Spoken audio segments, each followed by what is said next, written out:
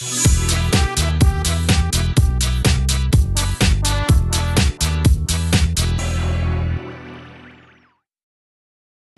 I'm Deneen, and I'm here with Chris in the Walker Emissions Control Garage.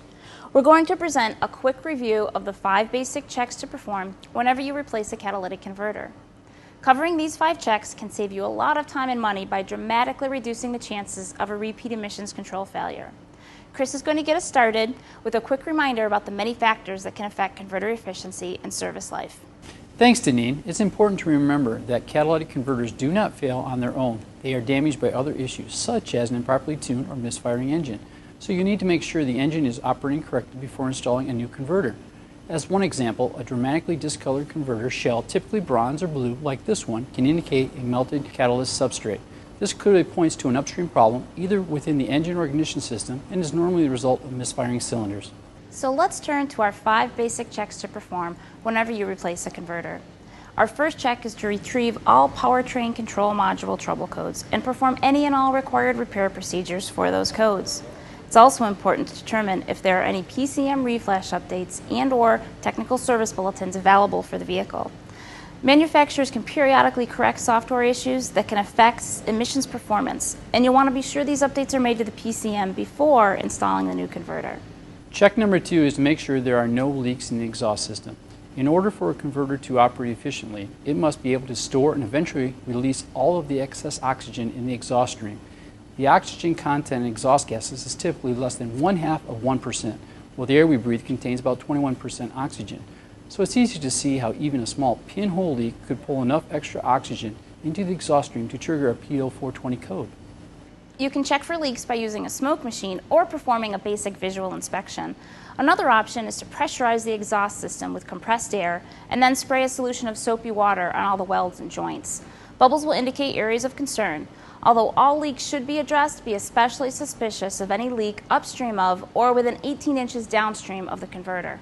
Check 3 is to make sure the engine is in fuel control. An air-fuel mixture that's either too rich or too lean can cause a variety of problems, including increased emissions and converter damage. There are 2 ways to determine whether an engine is in fuel control. The first and best is to use a 4 or 5 gas analyzer. If you don't have one, you can often detect emissions issues by checking the rear O2 sensor with a scan tool or high impedance digital VOM meter.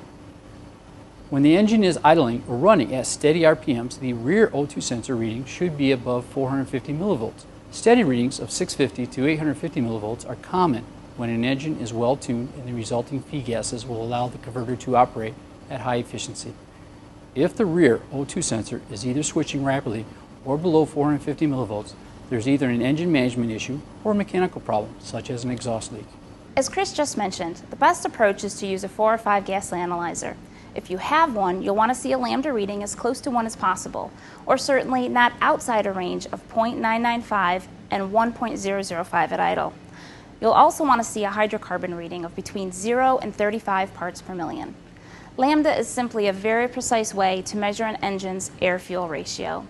The theoretical perfect ratio for gasoline engines is 14.7 parts air to 1 part fuel, and a lambda of 1 equals that ratio. The acceptable lambda range of 0.995 and 1.005 equals an air-fuel ratio of between 14.62 and 14.77 to 1. When the lambda reading is outside this range, the engine might appear to be operating properly, but could in fact be generating feed gases that reduce converter efficiency and will ultimately trigger a P0420 or P0430 code. It is important to remember that these codes are defined as converter efficiency codes, not converter needs to be replaced codes. So you need to determine what is causing a converter efficiency to drop off and correct that problem. Check 4 is to determine the mechanical condition of the engine and to identify any issues that could lead to converter contamination. Start by performing a cooling system pressure test. An internal cooling system leak can introduce coolant into the combustion chamber and eventually into the exhaust stream, where it can damage the converter substrate. When conducting the pressure test, the system should hold the specified cap pressure for at least 15 minutes. The overall mechanical condition of the engine can be determined through a volumetric efficiency test, which is pretty simple to calculate on most modern vehicles by using mass airflow sensor readings at wide open throttle. If you determine that the converter efficiency code is due to substrate damage, misfiring cylinders, or other engine-related problems, correct the root causes first before installing a new converter. Then, if you do need a new converter, be sure to use a high-quality Walker unit. And that brings us to check 5, which is to make sure you have the right converter for the application. To do this, simply reference the vehicle's make, model, year, and engine size. Then double check the vehicle's emission control information label located in the engine compartment.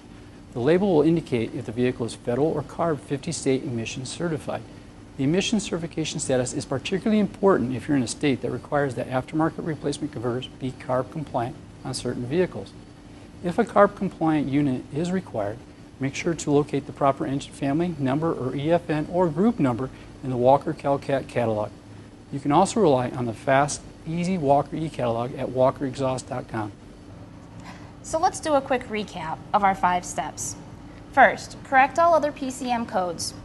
Next, inspect for and correct any exhaust leaks. Then, check fuel control, remembering that a lambda of 1 is your target. Check for and correct causes of converter contamination. And finally, make sure that you're installing the correct replacement converter for the application. Tenneco and the Walker Emission Control team are always here to help you get the job done right the first time, every time. Please visit this YouTube channel on a regular basis and visit walkerexhaust.com for our latest diagnostic tips and other time-saving resources. Thanks for watching.